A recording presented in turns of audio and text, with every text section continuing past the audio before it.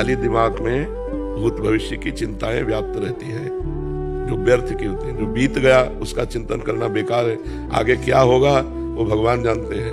हम क्यों माथापच्ची करें? हम तो वर्तमान के समय को सकारात्मक भाव से युक्त करके आनंदित हो। बुद्धिमान वही है जो वर्तमान के समय को भागवतिक भाव से युक्त करके, सकारात्मक भाव से युक्त करके आनंदित हो। वो मूर्ख है जो भूत भविष्य की चिंता में वर्तमान को नष्ट कर रहा है। जो हो गया सो हो गया, अच्छा हुआ या बुरा हुआ, जो होगा वो हो देखा जाएगा, अच्छा हो या बुरा। वर्तमान में यदि हम राधा राधा जप रहे तो हमारा भूत भी पावन हो जाएगा और भविष्य भी प्रकाशवान हो जाएगा। इसलिए खाली दिमाग में बैठे हो, नाम जप नहीं कर रहे, भगवत चिंतन नहीं करे, तो वो तो कुछ करेगा ना, तो वही करेगा जो संसार देखा है, जो सुना है, जो भोगा है, जो घटना घटी, उसी का चिंतन होगा। वो चिंतन आपकी जीवनी शक्ति को नष्ट करेगा, आपको डिप्रेशन में पहुंचाएगा। और भागवतिक चिंतन आपको डिप्रेशन से मुक्त कर देगा, आपको आनंद से युक्त कर देगा। हमें लगता है नाम जप करो तो दिमाग जो आपका है वो पवित्र हो जाए, भगवत भाव से युक्त हो जाए। खाली समय में क्यों? विवेक जब हो जाता है तो बड़ी सी बड़ी घटना को 2 मिनट में काट के फेंक देता है, और विवेक जब नहीं होता तो 20 साल पुरानी बात भी याद आकर के दिल को दुख दिया करती है। तो विवेक को पुष्ट करो। काहे को इतनी बड़ी बात हम अपने दिमाग में बैठा ले रहे जो हमारी जीवनी शक्ति को कमजोर करे, हमारे आनंद का नाश कर दे, हमारे वर्तमान को जलाए। घटना हुई पहले और जल हम रहे आज, तो मूर्खता है कि विवेक है? आप सोचो, वो हो गई, उससे कोई मतलब नहीं। अब आज रोने से आपको वहां कोई फर्क नहीं पड़ता, वो तो बीत गई। अब वर्तमान के इस सेकंड को आप पावन क्यों नहीं बना लेते? जो ये वर्तमान अभी भूत बनेगा ना, तो भूत भी अच्छा हो गया और भविष्य भी अच्छा हो गया। वर्तमान को यदि हम वर्तमान की केवल 1 मिनट की बात कहते हैं, 1 मिनट के बाद जब दूसरा मिनट लगेगा वो फिर हमारा वर्तमान होगा।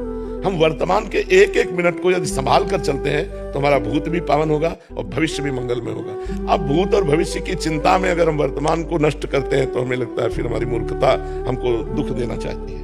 हमें इस मूर्खता को दूर करना चाहिए। कल क्या होगा? वही होगा जो मंगल भवन ने रच रखा है। पीछे अब ऐसा हो गया तो वो तो हो गया, उसमें क्या है? अब लो नशानी, अब ना सही हो, आज तक गलती हुई, अब नहीं करूंगा। अब वर्तमान को सुधारो, राधा राधा राधा। इस मिनट में हमसे कोई गलती ना होने पावे तो यही मिनट भूत बन गया, और इस मिनट में गलती ना होने पावे तो हम अगले मिनट की तैयारी कर रहे हैं गलती ना होने वाले की, तो भविष्य भी हमारा उज्जवल हो गया। वर्तमान के सेकंड और मिनट को संभालते चलो, आपका भूत भी पावन हो जाएगा और भविष्य भी उज्जवल हो जाएगा। डॉक्टर आशीष जी, राधे राधे श्री राम। राधे राधे महाराज जी। महाराज जी, आपका सत्संग यूट्यूब के माध्यम से पिछले 6 महीने से सुन रहा हूँ। इससे जीवन में बड़ा परिवर्तन आया। वृंदावन पहली बार आया हूँ, आपके सत्संग में सुना है कि जिस पर राधा रानी की कृपा होती है वही वृंदावन आ सकता है। तो क्या मैं ये समझूं कि मुझ पर राधा रानी की कृपा है? जी पक्का। प्रथम यथामति प्रणवो श्री वृंदावन अति रम्य, श्री राधिका कृपा बिनु सबके मनन अगम्य। आप मन से भी नहीं सोच सकते वृंदावन, अगर शरीर से आने की तो बात जाने दो, मन से भी नहीं सोच सकते कैसा होगा वृंदावन। अगर आप आए हैं तो मेरी महारानी जी ने कृपा की। जिनको वृंदा विपिन है कृपाति नहीं की हुए, तभी तो वृंदावन में आना होगा। वृंदावन में 1 घंटा रहना या 1 दिन रहना ये बड़े सौभाग्य की बात है। तो श्री जी की कृपा है, अब इस कृपा को और बढ़ाओ। अब हर समय नाम जप करो। जब श्री जी ने इतनी कृपा की है तो राधा राधा राधा राधा। सत्संग सुनो, नाम जप करो, अपने कर्तव्य का पालन करो। जो कर्तव्य है, व्यापार, नौकरी, किसानी, डॉक्टरी, मास्टरी, जो भी है वो भगवान की पूजा है, ऐसा मानकर करो। कमाए हुए धन से परिवार रूपी भगवान की सेवा करो, परिवार को सुखी रखो और नाम जप करो। जीवन पूरा हो तो भगवान को प्राप्त हो जाओ। जयकांत पटेल जी, शिकागो से। राधा राधा। महाराज जी, राधे राधे। महाराज जी, जब नाम जप में मेरा मन नहीं लगता तो जबरदस्ती नाम जप करना चाहिए। फिर मन में सवाल आता है कि अगर मन नहीं लगता तो ये भगवान के प्रति प्रेम है या सिर्फ मेरा भगवत प्राप्ति का स्वार्थ? कोई नहीं, कुछ नहीं सोचना, ये सब केवल बुद्धि की विवर्त है। हम जहर आपको श्रद्धा से खवावे तो मरोगे ना, या आप श्रद्धा से खा लो मरोगे, अश्रद्धा से खा लो या हम छल से खवा दें, उसका प्रभाव कहां जाएगा? हमारे श्रद्धा, अश्रद्धा, छुपाव, प्रगट, गुस्सा, कैसे भी जहर खाओ, उसका प्रभाव हटेगा क्या?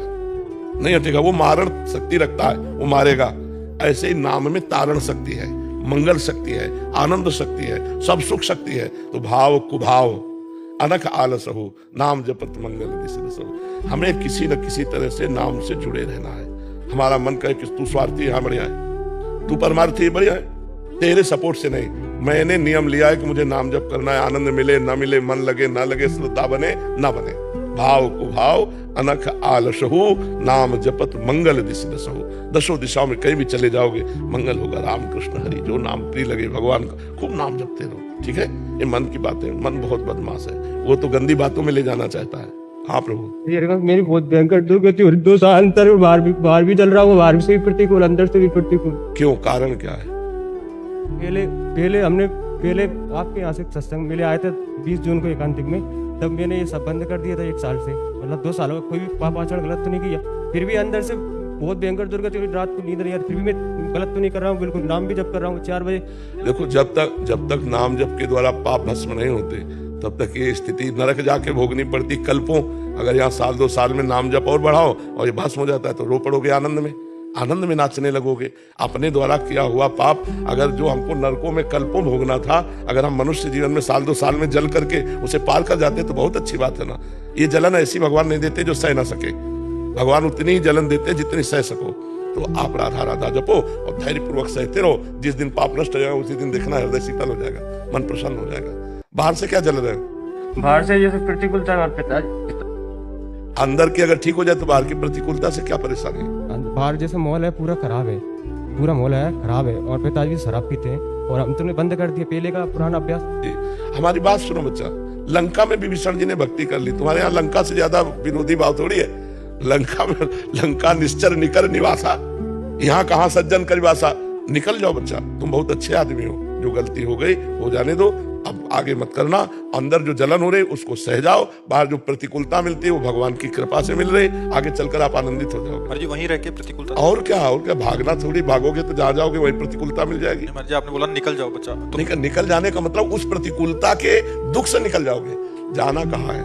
हम कहते हैं कहीं भी जाओ सब जगह माया है, कहाँ जाओगे? गुफा माया नहीं है क्या? कहीं भाग के जाओ, सब जगह माया है। और अगर भजन करो तो सब जगह भगवान है, जब सब जगह है तो वहां भी है, सब में है तो पिताजी में भी है। चिंता क्या करनी? अरे अभी तुम समझे नहीं, अभी नादान पने में लड़ रहे हो। वहीं रावण की सभा में बैठते थे विभीषण, लंका में ही रहते थे और राम का डंका बजाए थे अपने हृदय में। नहीं तो हमको भक्ति करनी भाई। देखो, चतुर वही है जो अपने को भक्त न साबित करे, भक्ति कर ले जाए। नहीं तो विरोधी भावों को भी झेलना कठिन होता है ना।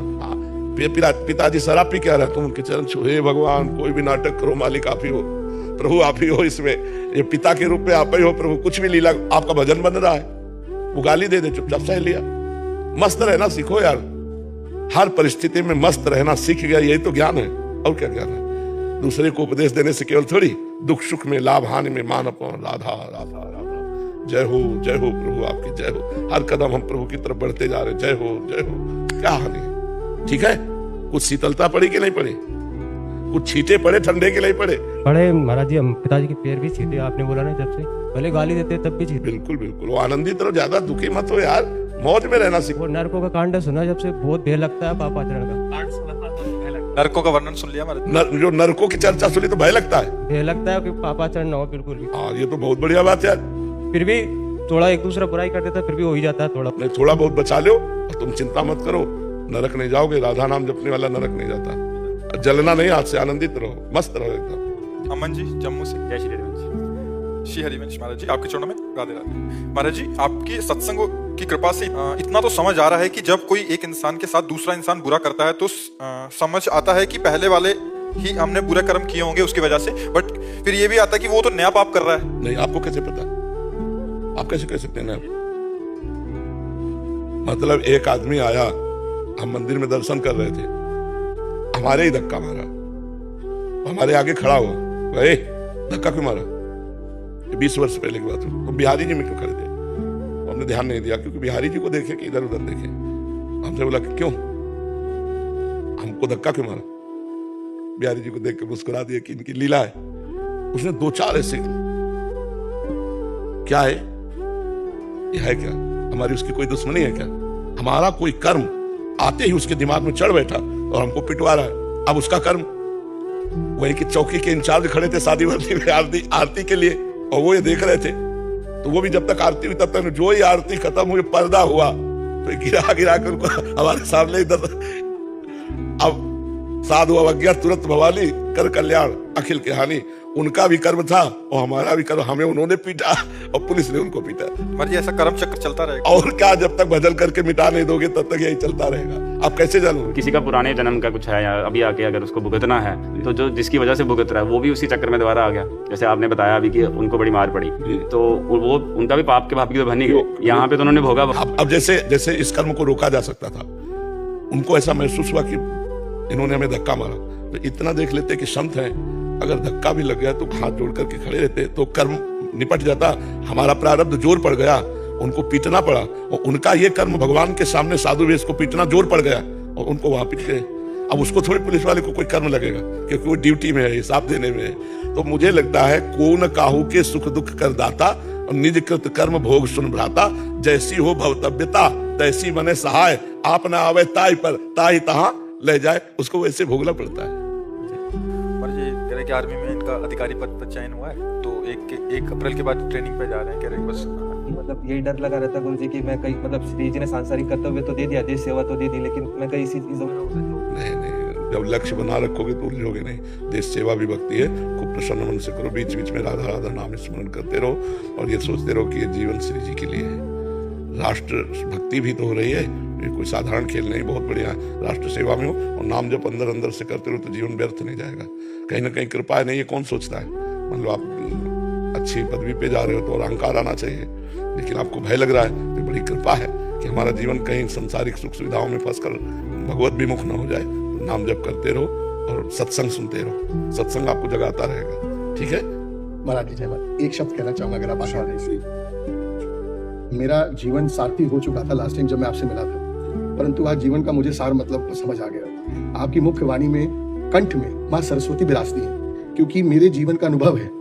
जो लोग डिप्रेशन में जा चुके थे, सिर्फ आपकी वाणी सुन के, आपके प्रवचन सुन के, उनको दवाई काम नहीं करी, पर आपकी वाणी, आपके प्रवचन सुन के मेरी बहन राधा राधा नाम का जप करके और आपकी वाणी सुन के आज वो ठीक हो गई। ये मेरी बहन आई आपके दरबार से। बहुत कृपा, आप भगवान से हमारे लिए कम भी नहीं। ये आपका भाव है, आपका भाव, बिल्कुल। और हम आपका दिल की गहराई से आपको ईश्वर और शक्ति दे और बल दे, आप इसी प्रकार जनहित की सेवा करते रहेंगे। आज यंगस्टर्स के अंदर शराब का नशा है, वो मुक्त हो रहा है। आपकी वाणी सुन सुन के वो परिवर्तन ले रहे हैं। अपने माता पिता की नहीं सुनते, परंतु आपकी सुनते हैं।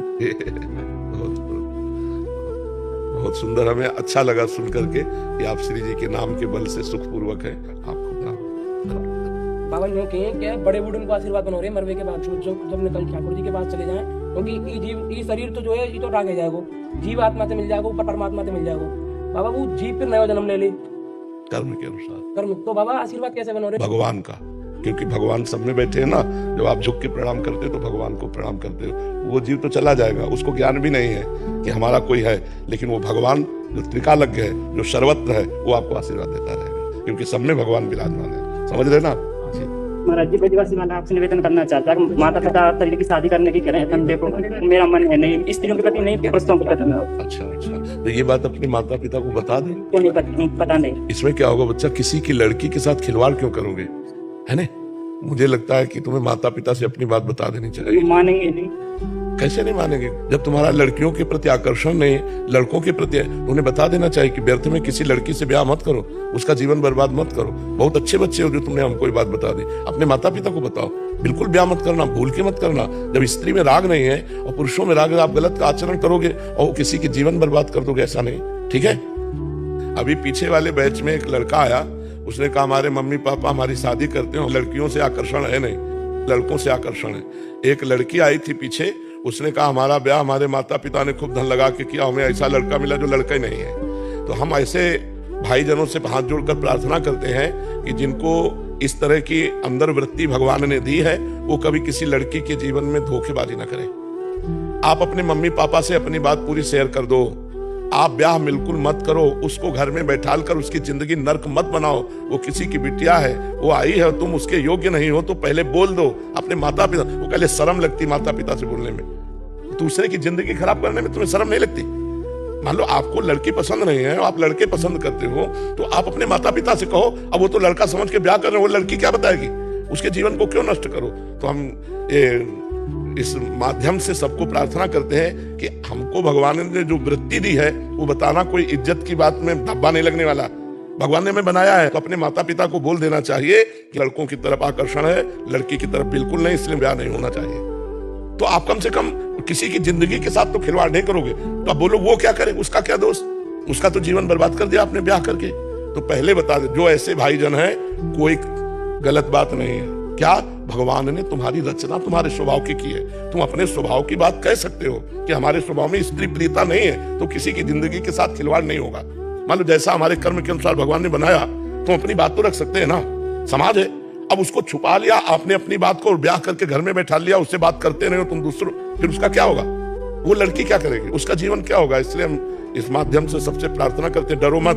जी, माता पिता को भी सपोर्ट करना चाहिए। हाँ, सपोर्ट करना चाहिए। अपने माता पिता को खुल के बताओ, और माता पिता से प्रार्थना है कि आप उस बच्चे को समझने की चेष्टा करें।